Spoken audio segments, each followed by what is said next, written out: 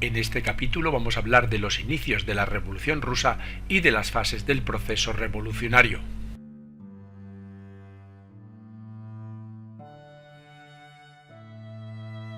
Empezaremos explicando qué fue realmente la Revolución Rusa.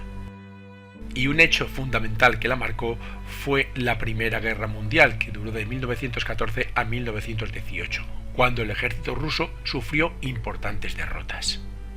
En definitiva, que la Revolución Rusa fue toda una serie de sucesos que condujeron al derrocamiento del régimen zarista imperial y a la instauración de otro régimen, leninista y republicano, entre febrero y octubre de 1917. Veamos ahora cómo estaba Rusia a principios de siglo justo antes de la Revolución. Estamos ante un país de contrastes. Por un lado, hubo un gran crecimiento demográfico y además un gran desarrollo industrial en la última etapa del siglo XIX. Pero por otro, había grandes desigualdades sociales.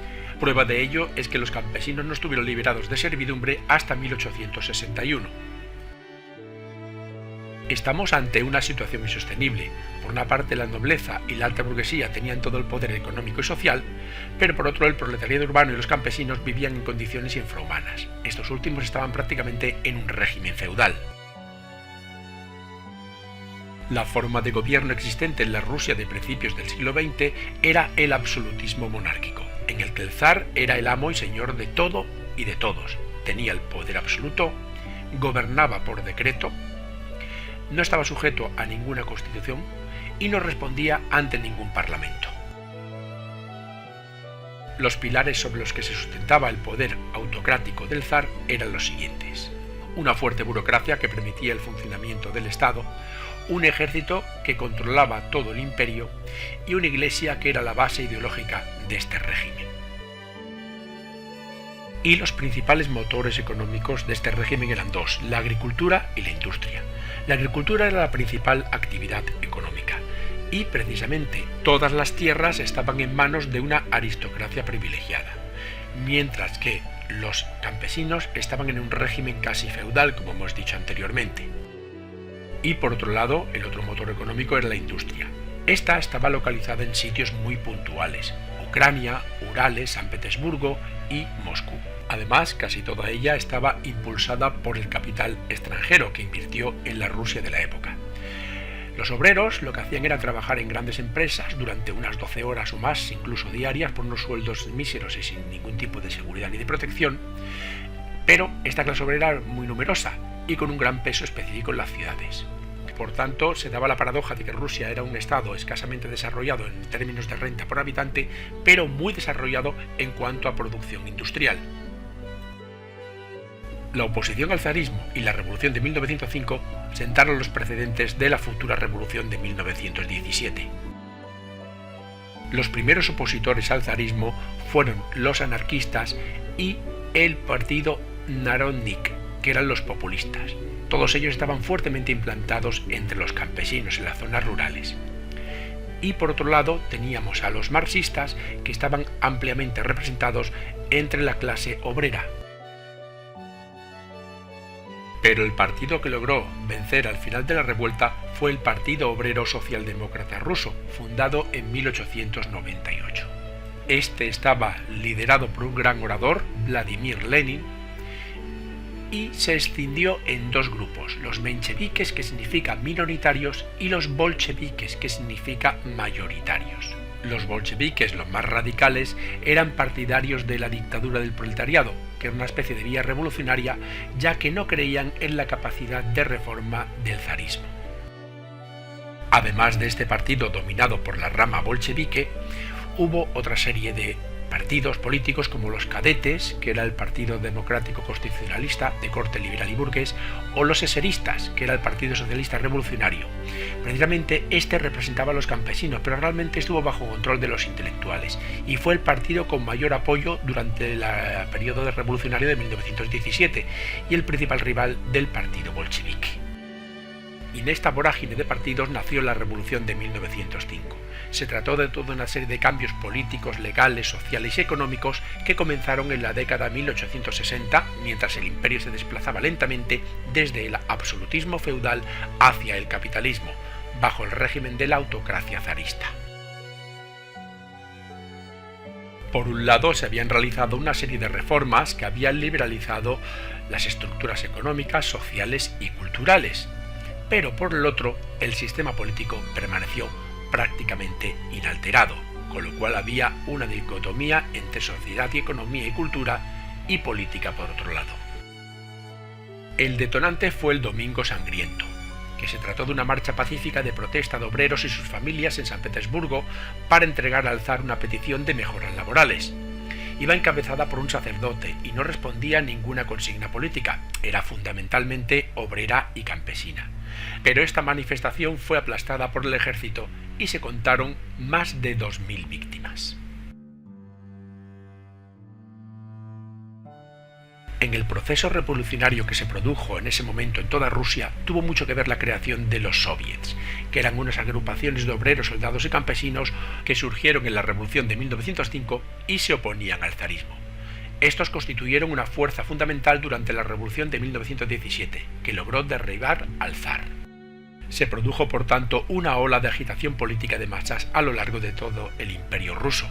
Algunos de los altercados estaban dirigidos contra el gobierno, otros eran solo contra reclamos muy puntuales de la clase obrera o del campesinado, etc. Se dieron casos de terrorismo, huelgas de trabajadores, disturbios de campesinos y motines militares, teniendo todos ellos en común una insatisfacción popular generalizada hacia el régimen del zar Nicolás II de Rusia. Toda esta ola de protestas tuvo como consecuencia que la revolución condujo al establecimiento de una monarquía constitucional limitada. Después de muchas revueltas y miles de muertos, el zar tuvo que hacer una serie de concesiones, como por ejemplo ceder en el tema de derechos civiles, legalizar los partidos políticos, permitir el sufragio universal o establecer la Duma, es decir, el Parlamento, como órgano legislativo central. En abril de 1906 el gobierno promulgó la Constitución asentando los límites de este nuevo orden político. Confirmó al zar como gobernante absoluto con control total del Ejecutivo, la política exterior, la Iglesia y el ejército. La Duma fue reformada transformándose en una cámara de menor rango que el Consejo de Estado y la mitad de sus miembros eran elegidos directamente por el monarca. Las leyes habían de ser aprobadas por la Duma, el Consejo y el zar como trámite previo a su puesta en vigor. Los ministros eran elegidos por el zar y le rendían cuentas a él, no al Parlamento. Y finalmente la Duma podía ser disuelta por el zar en cualquier momento. En resumen, que el país permaneció inalterado porque realmente el zar no cumplió las promesas que hizo al clausurar la Duma y gobernar autocráticamente una vez más. En principio y a priori, parecía que la situación la había vuelto a reconducir el zar hacia sus objetivos e intereses. Este era el dueño de todo el poder político, la nobleza seguía siendo dueña de la riqueza del país y de las tierras, y la creación de la Duma más la posterior represión desestabilizó a todos los grupos revolucionarios. Pero un nuevo giro de tuerca provocó una revolución en 1917. A toda esta serie de problemas que existían se unió otro, y muy importante, que Rusia entró a participar en la Primera Guerra Mundial. Pero el país no estaba preparado para una guerra tan larga, dura y costosa económicamente, ya que el ejército no estaba capacitado ni armado lo suficiente, el sistema de transporte era muy ineficaz y la industria armamentística era insuficiente. Todo esto provocó hambre a nivel general en toda la población y malestar en esta población, sobre todo entre campesinos, obreros y militares. De esta forma se desacreditó al zar y a su gobierno y se llevó al inevitable proceso revolucionario que ocurrió y que vamos a explicar a continuación. Este proceso revolucionario tuvo dos fases. Empezamos con la primera. La primera duró de febrero a octubre de 1917 y fue la propia caída del zarismo. Y la segunda etapa duró a partir de 1917 y fue la toma del poder por parte de los bolcheviques, es decir, la mayoría. En febrero de 1917 hubo una gran manifestación en Petrogrado, la actual San Petersburgo, acompañada de una huelga general y de un amotinamiento en los cuarteles.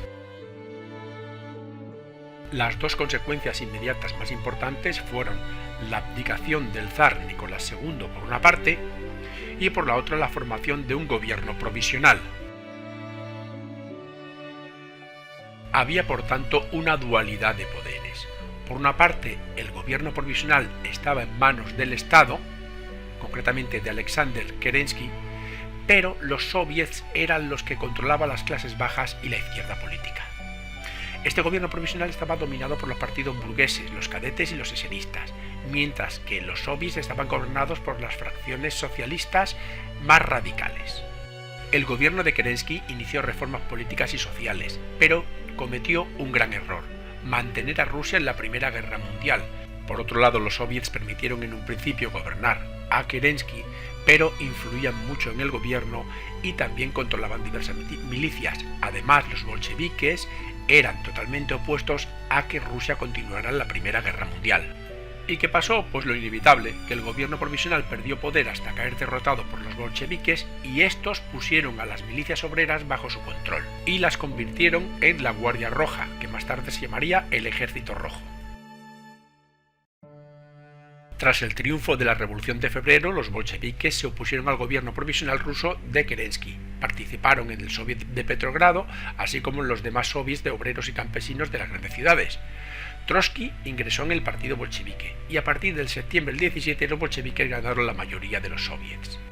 Estos serían la organización base de la nueva sociedad socialista, dándose el caso de dos gobiernos simultáneos, el dirigido por Kerensky y apoyado por la fuerza política los mencheviques liberales y socialrevolucionarios, y el bolchevique, apoyado por los soviets obreros y campesinos.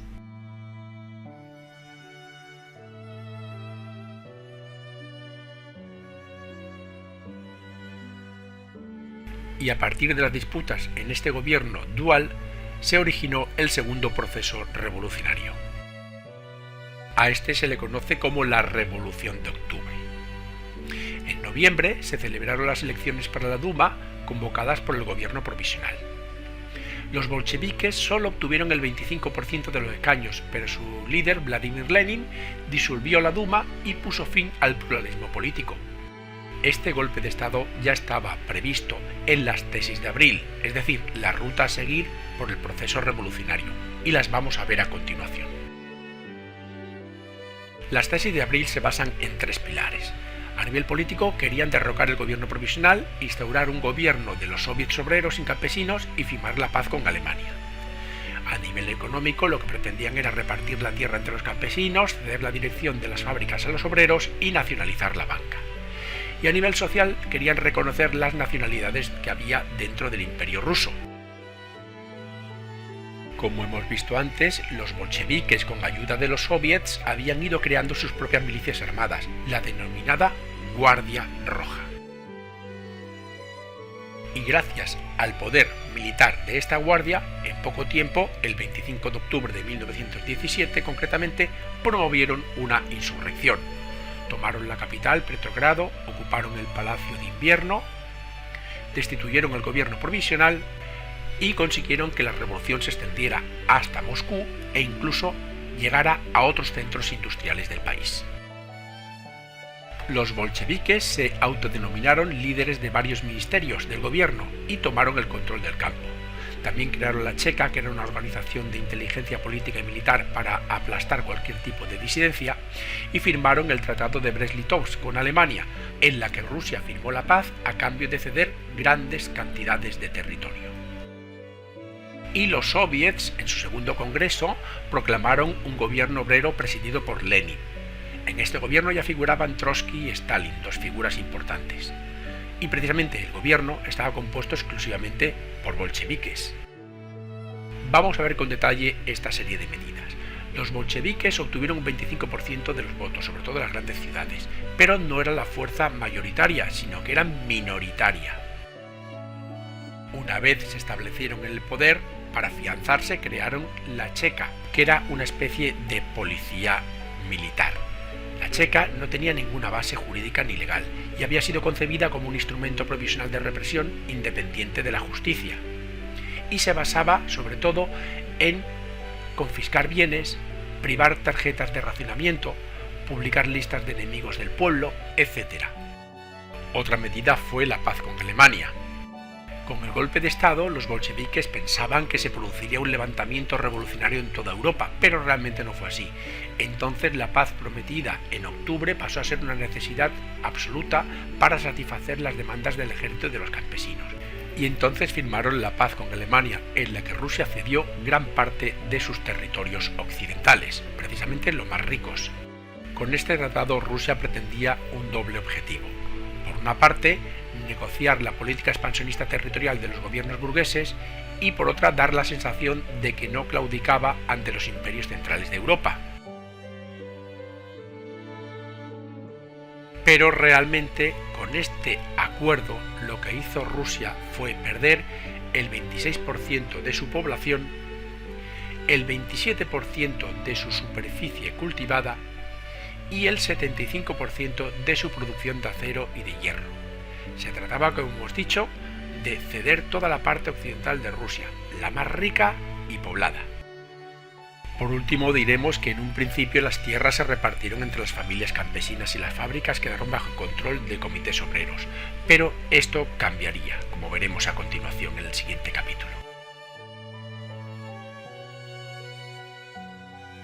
Y esto ha sido todo. Muchas gracias por escucharme y espero que te haya servido de ayuda. Para más información entra en yucam.com.